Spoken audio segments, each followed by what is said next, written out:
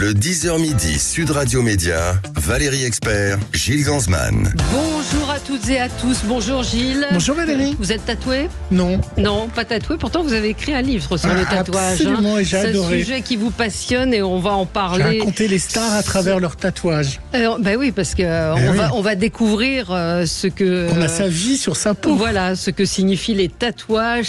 Il y a 13 millions de Français qui sont tatoués. Une personne sur 5 aujourd'hui. On va en parler avec vous, Michael de Poissy. Vous êtes tatoueur. Bonjour. Et Denitsa Ikonomova. Bonjour. Vous êtes tatoué ou pas ? Pas du tout. Pas du tout, mais on vous connaît évidemment pour vos prestations dans Danse avec les stars, mais vous venez nous parler d'une toute nouvelle émission qui est diffusée du lundi au vendredi sur RMC Story à 19h, le meilleur tatoueur. C'est la première compétition de tatouage en France et on va en reparler dans un instant. Vous faites des trucs absolument incroyables, hein, des tatouages, des œuvres d'art, Michael, puisque vous tatouez des vitraux. C'est ça, je suis dans les portes et fenêtres. Moi, dans les portes et fenêtres, voilà. Des vitraux, Michael de Poissy. Ça vient d'où votre nom ? On a une curiosité. Ça vient que quand j'ai commencé il y a 30 ans dans le métier, on était une petite centaine et qu'on était tous connus par notre ville, donc avec Franck de Lyon, Franck du Havre. Ah bon ? Voilà. Je savais pas ça. Manu de Chalon, et moi j'étais Michael de Poissy, donc j'ai gardé cette tradition. Michael de Poissy, très bien. Vous êtes toujours à Poissy ? Je suis toujours à Poissy. Et vous êtes mystique ou pas ? Parce que vous faites beaucoup de croix, un petit beaucoup peu. Ouais, je suis mystique, disons que j'aime. Vous avez, mysticisme, oui, ça a un sens. On va parler de ce concours de tatouage. Pour nos auditeurs, ils peuvent aller taper Michael de Poissy pour comprendre nos discussions qu'on va avoir juste après, parce que les œuvres sont folles. Mais sur le chiffre, 13 millions de Français tatoués, c'est impressionnant quand même. Et on le voit sur les plages, quand on se balade partout, que ce soit en France ou à l'étranger. Il y a 30 ans, c'était pas ce phénomène-là quand même. Non, c'est vrai qu'il y a 30 ans, j'avais une clientèle un peu marginale. C'était les voyous qui se faisaient tatouer. Pas les voyous il y a 30 ans. Bon, les voyous, c'était un peu plus vieux que ça, mais c'est vrai qu'il y avait des marginaux. Aujourd'hui, on a vraiment absolument tout le monde. Ça va de la jeune fille de 18 ans jusqu'à sa grand-mère qui peut venir le même jour pour se faire tatouer avec sa petite fille. Et on vous demande plus le cœur avec la flèche. Si, je pense que dans 20 000 on demandera encore. C'est intemporel. Le dauphin, la fleur. Le dauphin, on n'en fait plus. J'en ai fait, mais j'en ai fait des millions des dauphins. Le serpent avec le sabre, tu sais, comme ça. Ça, c'est encore un peu plus vieux. C'est plus vieux. Et l'aigle façon Johnny Hallyday. Mais ton livre sur Johnny, sur les stars. Mais moi, je me rappelle quand en 95 ou 96, quand Johnny s'est fait tatouer le loup avec les yeux bleus. Mais moi, j'ai bossé pendant 1 an avec ça. Les mecs qui venaient avec le magazine, je veux le même. Dès que Johnny se faisait un tatouage, tout le monde voulait le même. Enfin, tous les fans de Johnny. Pourquoi il avait des fans. Et Denitsa, pourquoi vous n'êtes pas tatoué ? C'est pas... Je n'ai pas encore trouvé quelque chose que j'ai envie de garder à vie. Oui, c'est ça, voilà, c'est une vraie décision. D'ailleurs, ça pose la question, on s'en parlait avec Gilles avant l'émission, des cobayes, entre guillemets, de ceux qui sont là pour participer au concours. Mais on va en parler dans un instant. On a tout le temps. On a le zapping. Sud Radio Média, l'instant zapping. L'instant zapping avec le mystère qui s'ajoute au mystère. The Mystery in London. Ah oui, oui, ça me passionne. Ah, moi aussi. Vous avez suivi ? J'ai suivi, c'est pas du tatouage, mais c'est du grand art. Digne d'Agatha Christie. On pourrait appeler ça le secret de la photo. C'est pas mal comme titre de livre, de Kate Middleton. Évidemment, je parle de ça. Il faut dire qu'on est très inquiet pour la photo de Kate Middleton, qui a donc été retouchée par la princesse elle-même, parce que on le sait pas vraiment, mais c'est sa passion, la photo. Et hier, Adeline de Clermont-Tonnerre était invitée de C'est à vous, et elle expliquait qu'elle avait des doutes. C'est pas Adeline. Non, c'est pas. J'ai un doute aussi. Non, c'est Adélaïde de Clermont-Tonnerre. Je vous ai vu dans le regard. Donc de point de vue, et elle a des doutes sur les excuses de Kate Middleton. Écoutez-la. C'est franchement du jamais vu. On n'a jamais eu ça. Et c'est vrai que les théories qui tournent autour de Kate qui aurait modifié, moi je les trouve extrêmement suspectes. On n'y croit pas. Kate, d'abord c'est une photographe amateur quand même confirmée. C'est elle qui a fait tous les portraits de ses enfants, de son chien, de son mari. Ils ont très régulièrement été diffusés. La lumière était très bien, c'était très soigné. Il y a eu des petites retouches, oui, mais qui étaient très bien faites. Elle est même marraine de l'association La Principale l'association des photographes du Royaume-Uni, donc c'est pas crédible. Maintenant, il y a toute une interprétation sur le fait qu'elle est en train de se séparer de William parce qu'elle a pas mis son alliance. Mais William, par exemple, ne met jamais son alliance. Kate, elle met un coup son alliance, un coup sa bague. C'est incroyable. Oh, puis il y a tous les détournements. Oui, les détournements photos qui me font beaucoup rire, effectivement. Mais elle dit amateur confirmé. Et puis c'est pas elle qui a pris la photo. Enfin, non, mais moi j'ai pas compris. J'ai vu la photo. Il mettait des ronds sur les mains, sur les fermetures, sur les machins. En fait, vous avez le gilet de la petite fille, de la princesse Charlotte, qui est un peu décalé par rapport à la manche. Il y a un morceau de la jupe qui flotte dans l'air, et puis il y a un morceau de la fermeture éclair du pull. J'ai vu qu'il y avait 16 erreurs. Voilà, c'est le jeu des 16 erreurs. Voilà, qui est un peu zarbi. C'est elle qui l'a publié, et c'est elle qui retouche d'habitude, enfin qui met en lumière les photos. Et il y a quelqu'un qui a tweeté, une spécialiste de la royauté, qui a montré que c'était un portrait qui correspondait à un portrait de Vogue il y a quelques années. Les retouches de tatouage, ça représente combien de pourcentage? Il y a beaucoup de gens qui font retoucher leurs tatouages. Ah oui, vu qu'il y a plein de gens qui se font tatouer, forcément, il y a plein de gens qui se font mal tatouer. Donc il y a plein de gens qui se font retoucher, voire recouvrir, voire enlever au laser. Et moi, quand j'ai commencé il y a 30 ans, j'avais toute la génération des années 50-60 qui s'était fait des trucs immondes et qui m'ont servi un petit peu de cobaye. Les poignards c'est ça, voilà, les pensées, toutes les bêtises qu'on pouvait avoir dans les années 60. Moi, je me souviens d'un copain qui s'était fait tatouer le prénom de sa petite copine sur la cheville. Quand ça s'est fini, il a fallu que... si encore il n'y a pas de faute, ça va. Mais moi, j'en ai eu avec des fautes d'orthographe et tout.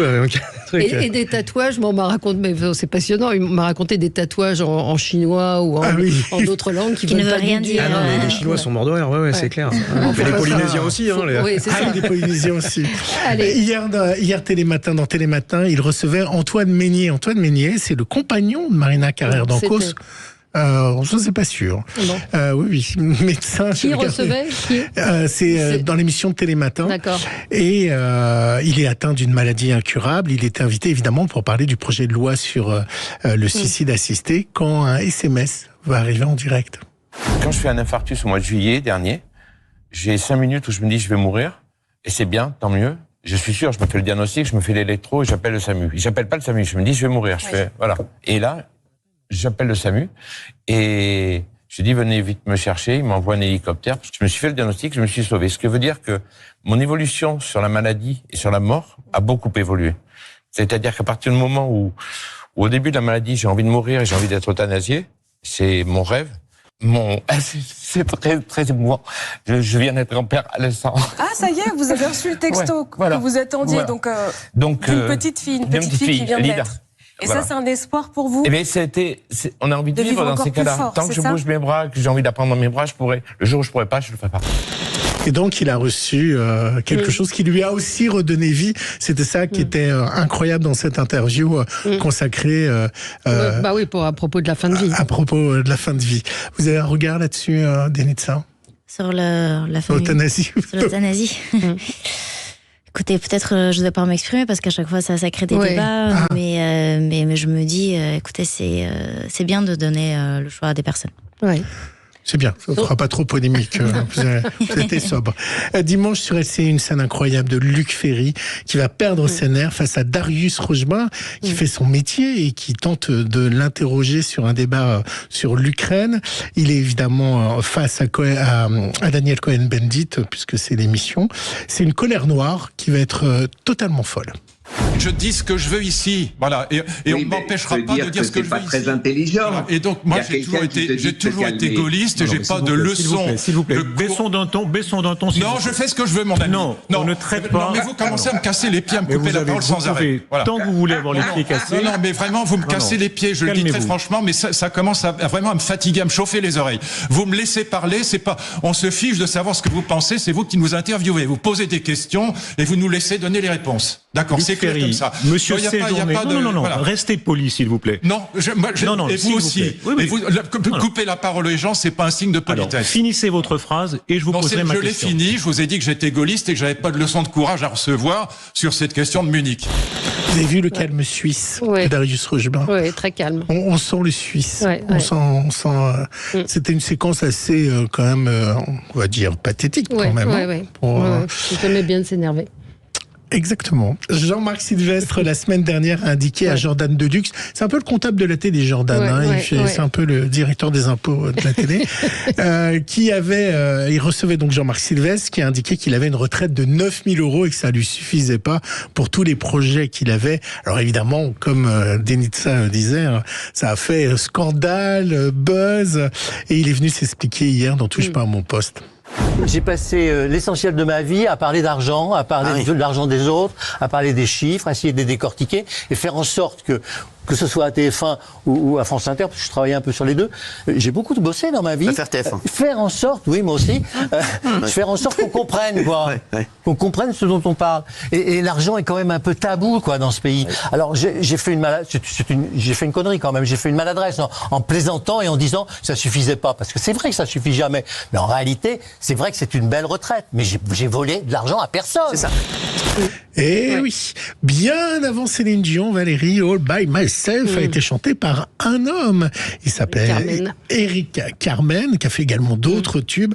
Il vient de nous quitter à l'âge de 74 ans. On écoute la version All by Myself par Eric Carmen. Moi aussi.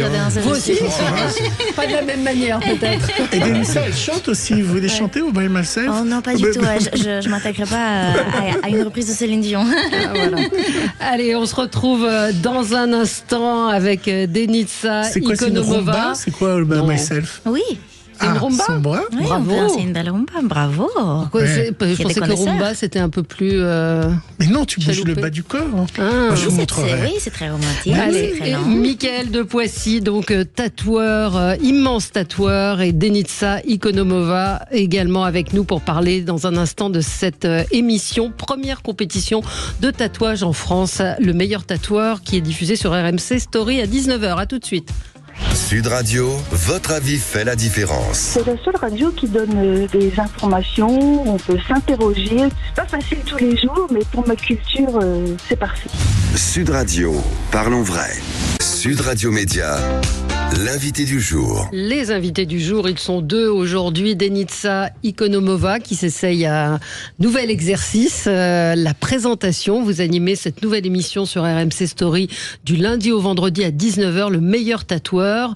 Il y a un jury de tatoueurs d'excellence et on en a un avec nous, Mickaël de Poissy. Donc vous êtes vraiment, j'encourage tout le monde à aller voir ce que vous faites ce week-end. Gilles m'a envoyé un message en disant mais va voir son site, va voir ce qu'il fait. C'est vrai que vous êtes enfin tous les tatoueurs sont des artistes, enfin, à plus ou moins bon niveau, mais vous faites des œuvres d'art, vous tatouez des vitraux en particulier, et puis vous êtes également directeur de Tatouage Magazine, et vous avez aussi un musée du tatouage, c'est ça, non? Oui, c'est ça, j'ai un fonds photo et de documents sur le tatouage en français. Principalement, Alors d'où vient le premier tatouage? On a eu un peu cette discussion autour du café quand vous êtes arrivé.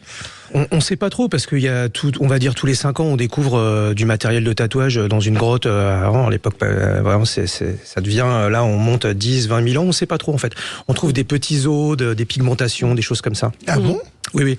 Alors après, on a Ozzy, bien sûr, qui a 5300 ans, qui avait une 60aine de tatouages. On a retrouvé des tatouages sur les momies égyptiennes. On commence à en retrouver de plus en plus.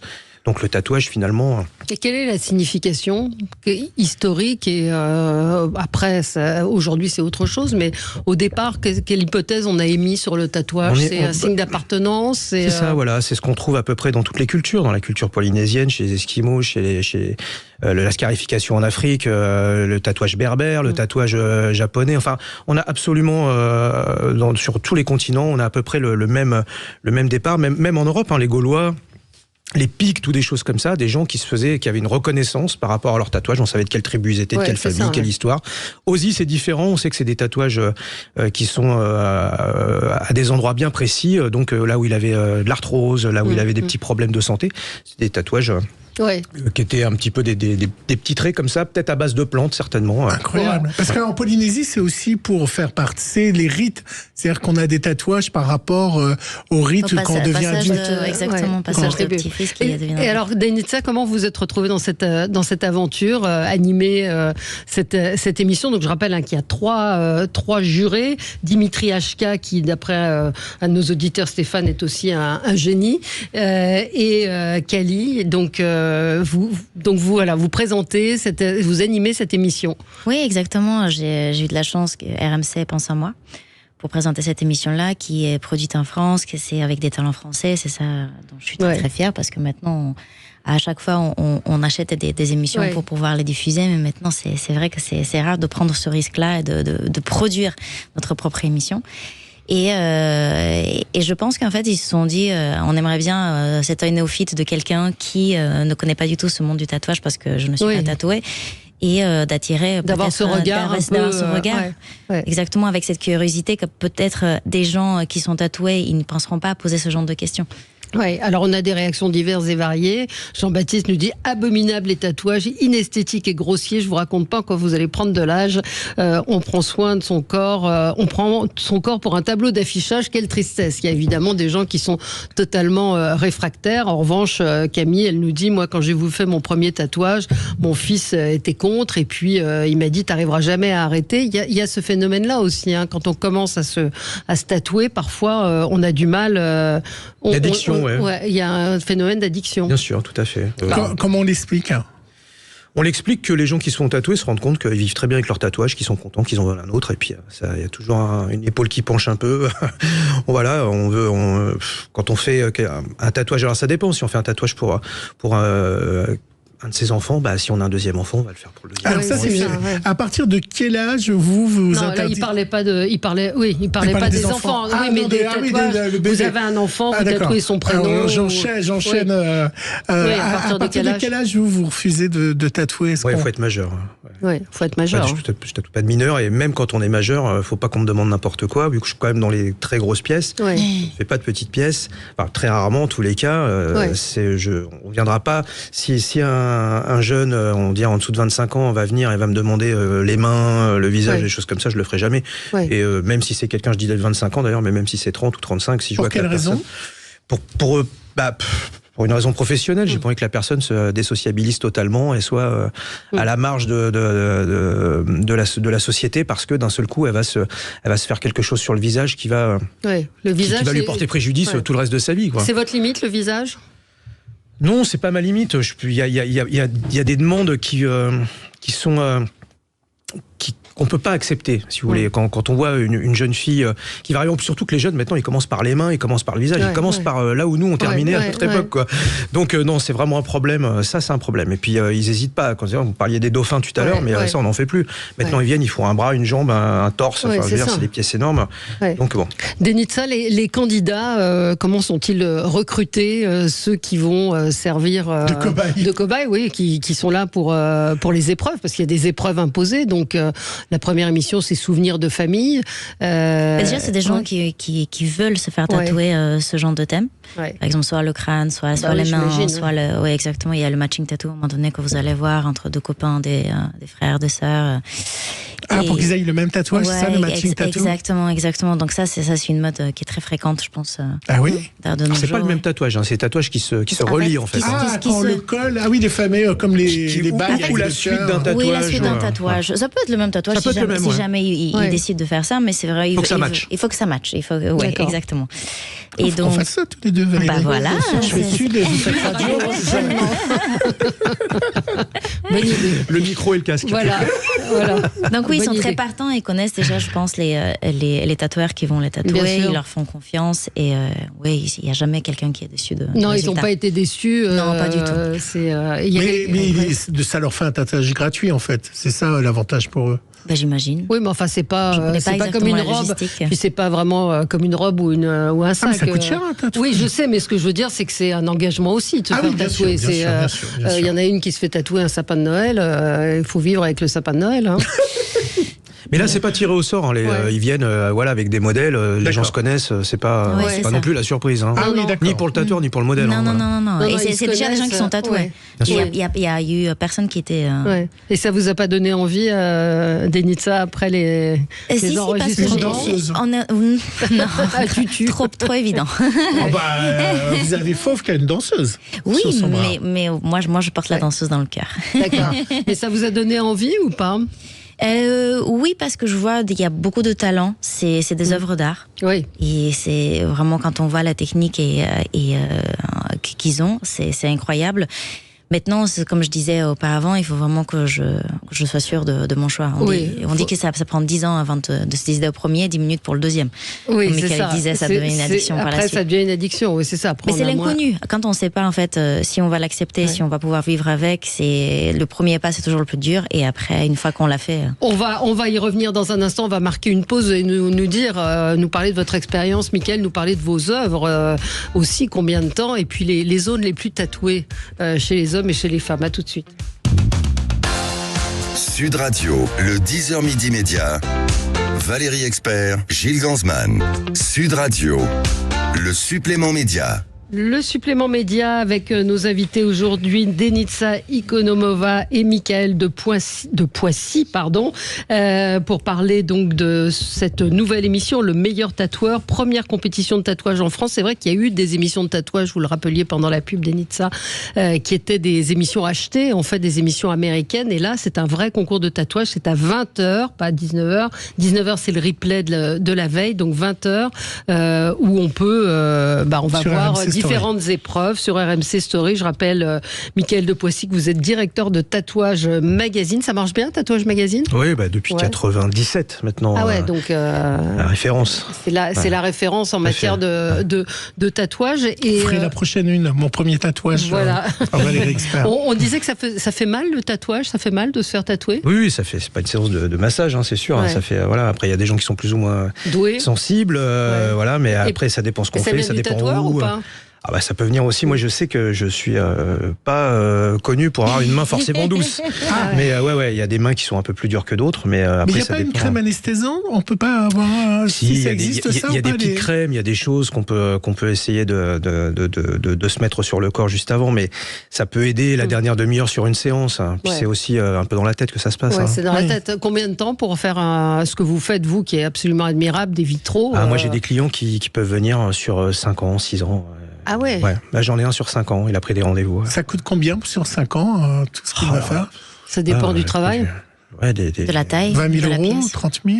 Oui, ça doit être peut-être sur 5 ans, peut-être 20 000 euros, peut-être, j'ai aucune idée en fait, c'est à la séance. Alors, les gens, suivant s'ils tiennent 1 heure, 2 heures, 3 heures, 5 heures, il y a des gens, ils sentent rien.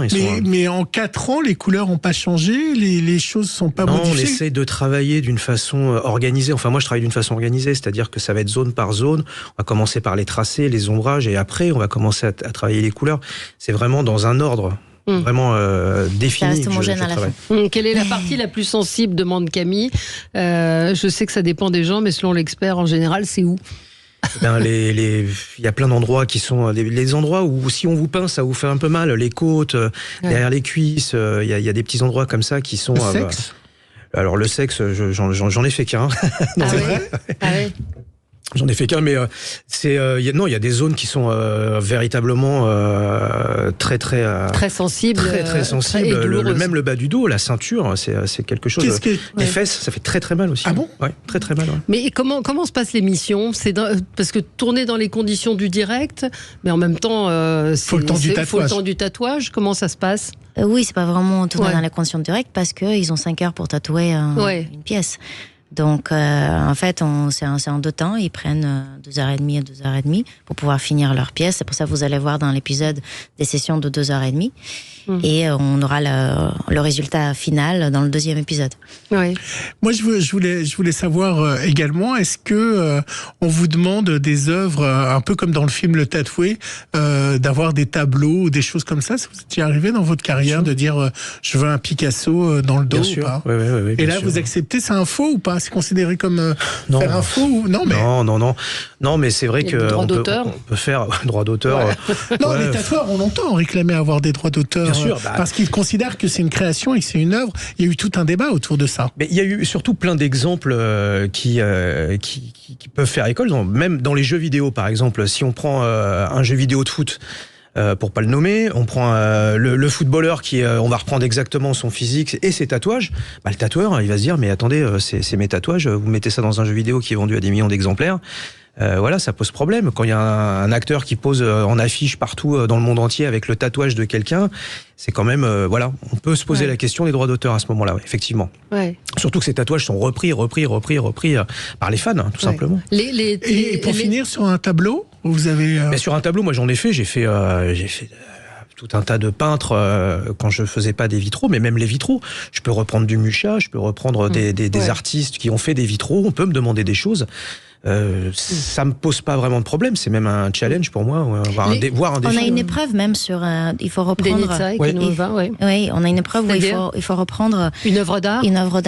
Un bout d'une œuvre d'art dans un tatouage. Dans un tatouage. Donc il s'inspire d'une œuvre d'art. Mais il faut quand même la reproduire. Oui, à l'identique. Le petit bout. Ouais. Les parties du corps les plus tatouées, pas les mêmes chez les hommes et chez les femmes.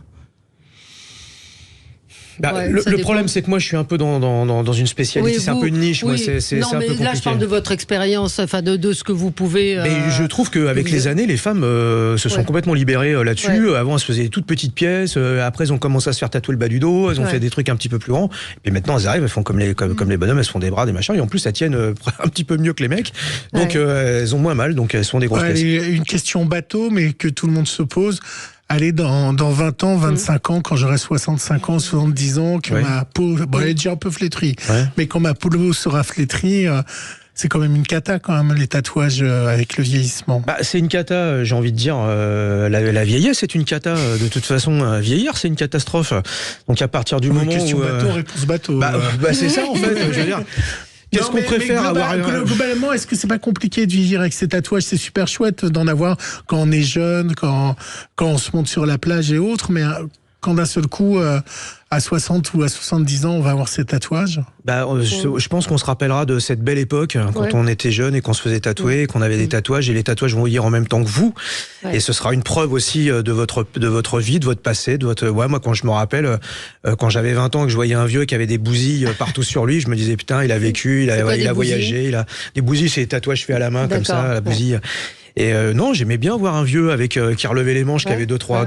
Regardez, Johnny, il avait 75 ans quand il est mort, et ses tatouages, il les portait bien. Parlez-nous peut-être des autres tatoueurs, des deux autres tatoueurs, Dimitri HK et Kali. Dimitri, vous nous disiez hors antenne qu'il avait le visage entièrement tatoué. Non, pas du tout. C'est David. David, le candidat. Il est un des candidats. D'accord, je crois que c'était parce que je vois ancien punk, donc je me dis pourquoi pas. Donc qu'est-ce qu'ils ont de particulier, ces deux autres tatoueurs du jury? Dimitri, déjà, c'est vrai qu'il est incroyable parce que c'est aussi un illustrateur. Et il est très connu dans le New School, c'est ça? Ouais, dans le New School. Dans le New School, en fait, vraiment ses dessins sont incroyables. Il a son style à lui. Les gens ils viennent le voir pour ce style-là. Ça fait des années qu'il a cette expérience-là. Lui, pour le coup, il s'est fait tatouer très jeune. Ouais. C'est un ancien punk. Je pense qu'à l'âge de 13 ans, c'est ça? Un truc comme ça. Oui, c'est ça. Donc il est à une époque où oui, c'est ça, exactement. Et Kali, elle a su faire une place de femme dans ce monde de tatouage qui est assez fermé, quand il était assez fermé auparavant, où on n'acceptait pas vraiment les jeunes tatoueuses. Et je vois autodidacte et technicienne passionnée. Vous êtes tous autodidactes, non? Il y a des écoles maintenant de tatouage. Oui, enfin là, c'est un cauchemar. C'est un cauchemar. Non, mais vraiment. Vous déconseillez aux gens d'y aller. Ouais, là, c'est vraiment pour prendre du pognon, parce que, en fait, faut aller faire un apprentissage chez un tatoueur, il faut faire les choses sérieusement. Kali, elle est autodidacte, mais par contre, en termes de réalisme, ce qu'elle fait, techniquement, c'est très compliqué. Donc, il y a des gens comme ça. Moi, je suis assez autodidacte aussi. On l'est tous un peu. De toute façon, on a tous nos petites recettes pour essayer d'avancer, mais non, les écoles de tatouage, là, c'est... Et autodidacte, mais elle a fait beaucoup d'apprentissage chez des maîtres tatoueurs. Qu'est-ce que vous pensez des tatouages phosphorescents, des tatouages avec les lignes, les faux semblants phosphorescents, ça a été la mode il y a une quinzaine d'années, je te jure. Éteigner la lumière, un truc qui s'allumait. Mais ça, c'est un cauchemar, mais ne serait-ce qu'en termes en termes de santé, qu'est-ce qu'ils mettent dans leurs ongles pour que ça brille comme ça? Enfin, je veux dire, c'est... non, ça, je déconseille totalement, quoi. On peut pas s'injecter des trucs comme ça sous la peau. Stéphane a une question. Y a-t-il un Yakuza, qui vous a demandé un tatouage? Est-ce que vous aimeriez leur en faire un? Alors moi, j'ai passé plusieurs semaines en immersion avec les Yakuza à Tokyo, parce que c'est une ville où je vais tous les ans, et donc je connais très bien les tatoueurs de Yakuza. Et les Yakuza se font tatouer... leur crime. Non, même pas. Ah bon? Non, leur crime. Au départ, c'était ça. On les reconnaissait comme en Russie. Alors, on appelait ça le kimono du pauvre. On appelait ça le kimono du pauvre. Mais parce qu'ils se faisaient tatouer, les Japonais, à l'époque, parce qu'ils avaient pas assez d'argent pour avoir des soirées ou des choses comme ça. Et c'était aussi... Les pompiers, par exemple, se faisaient tatouer des dragons. C'était vraiment un tatouage totem pour essayer de se protéger. Ouais. Les gens qui allaient pêcher des perles, ils se faisaient des animaux marins pour effrayer les requins.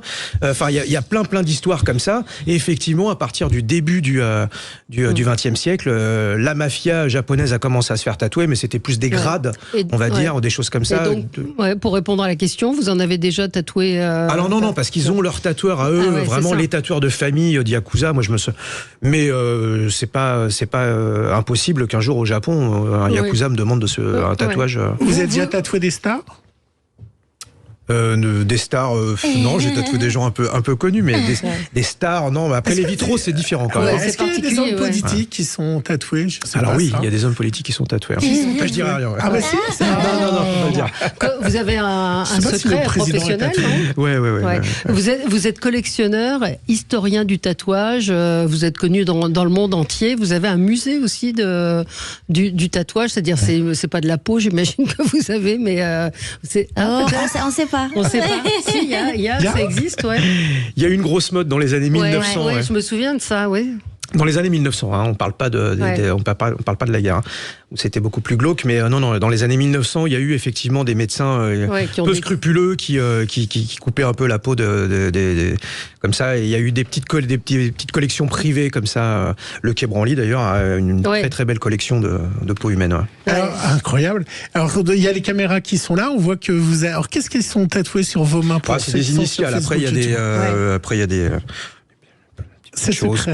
Non, même pas. Non. Il y a une espèce de samouraï japonais, une mort old school, parce que c'était un ami qui était dans ce style-là, et puis je trouvais ça sympa. Le prénom de mon fils, Jérusalem, tampon de Jérusalem, puisque je vais souvent à Jérusalem tatouer des pèlerins. Vous êtes allé tatouer des pèlerins. Voilà, je vais au Saint-Sépulcre dans la famille Razouk, qui sont tatoueurs de père en fils depuis des centaines d'années. Il m'a fait ambassadeur d'ailleurs de ces tampons, donc il m'a passé 29 tampons de pèlerins pour la France. C'est quoi des tampons de pèlerins ?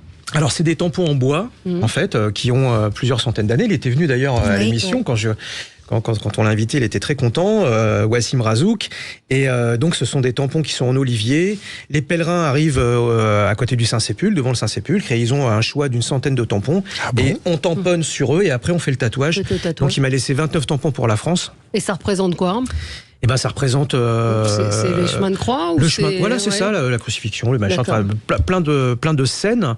Saint-Georges, Saint-Michel, des choses comme ça.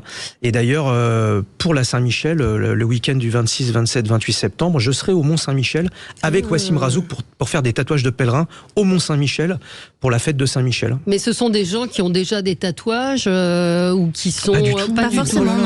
Des gens de 80 ans qui arrivent, qui ont marché des semaines. C'est la fin de leur pèlerinage. C'est ça, c'est comme Saint-Jacques-de-Compostelle. Il arrivent au bout, il y en a qui pleurent, ils sont heureux, ils se font un tatouage, ils veulent immortaliser ce moment. Oui, c'est ça. Denitza, qu'est-ce qui vous a le plus frappé dans cette émission ? On rappelle, c'est une création française, encore une fois, c'est important de le dire. RMC Story produit, il y a une production qui a été faite en France. On ne se contente pas d'acheter une émission à l'étranger. Qu'est-ce qui vous a le plus étonné, vous, au cours de ces émissions ? Déjà, ce qui était différent par rapport aux autres émissions qu'on voit, c'est d'en apprendre davantage sur le monde du tatouage.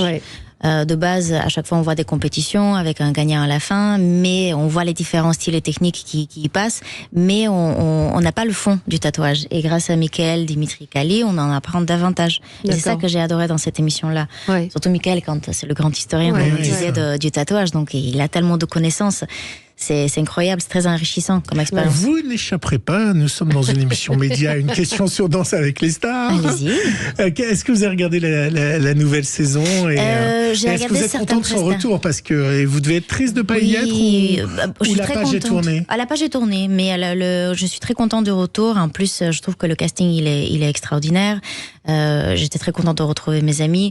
J'ai pas eu le temps de regarder les émissions, mais j'ai vu des prestations. De toute façon, je parle avec mes amis assez souvent Vous êtes resté en contact tout le temps. Quand vous dites que la page est tournée, ça veut dire que ça veut dire que moi personnellement, j'avais envie de faire autre chose. J'avais envie d'expérimenter la vie autrement, la danse. Je disais dans plein d'interviews que je la satisfais avec ma troupe Dépendance, où on danse, et maintenant j'ai envie de me stimuler autrement. d'en apprendre davantage sur la vie, sur d'autres disciplines, sur d'autres domaines. C'est ça qui est chouette. On n'a qu'une vie, il faut la vivre à fond. Et donc vous dansez, vous avez une troupe, vous faites des représentations. Exactement. Donc le public, je le fréquente encore grâce à mes stages, grâce à des représentations qu'on va faire à travers la France avec la troupe Dépendance. Donc oui, la danse, elle reste toujours fait partie de moi. Mais si je peux faire autre chose pour m'enrichir, mais pourquoi pas? Oui, ça a été quand même un tremplin incroyable. Oui, puis la vidéo avec Loïc Notet qui a été diffusée dans le monde entier. Oui, c'est ça, c'est la prestation la plus vue du monde entier. Vous êtes toujours en contact avec Loïc Notet? Oui, bien sûr. Ça vous a scellé, je pense, que ce moment-là? Oui, on passe 3 mois ensemble, 24 heures sur 24 presque. Donc ça crée des liens forts et on les garde jusqu'à la fin. Vous avez fait un cha-cha-cha avec Mickaël ou pas du tout? J'ai fait un tango avec Dimitri à un moment donné. J'étais pas loin. Moi j'ai voulu. Ouais, c'est vrai. Bon, on rappelle que vous avez été quand même la recordman des vainqueurs avec Fauve. Exactement. Vous avez emmené vos candidats jusqu'à la victoire. Voilà, en tout cas, ça a intéressé beaucoup nos auditeurs. Tout le monde a un avis sur le tatouage. Tout le monde a en tout cas une curiosité. Parce que moi, j'y connais pas grand-chose. J'ai trouvé ça très intéressant. Et allez voir ce que fait Mickaël de Poissy. Franchement, c'est extraordinaire. Vraiment extraordinaire. Et Denitsa Ekonomova, on vous retrouve aux commandes de cette nouvelle émission, Le meilleur tatoueur, tous les jours à 20h sur RMC Story. Première compétition de tatouage en France. Puis il y a le replay sur BFM RMC Play. BFM ? Oui, ça s'appelle BFM RMC Play. D'accord. Mais heureusement que j'ai un spécialiste média. Allez, on va sceller les débats maintenant. Merci à vous. À tout de suite. Sud Radio. Sud Radio. Parlons vrai. Parlons vrai. Sud Radio. Parlons vrai.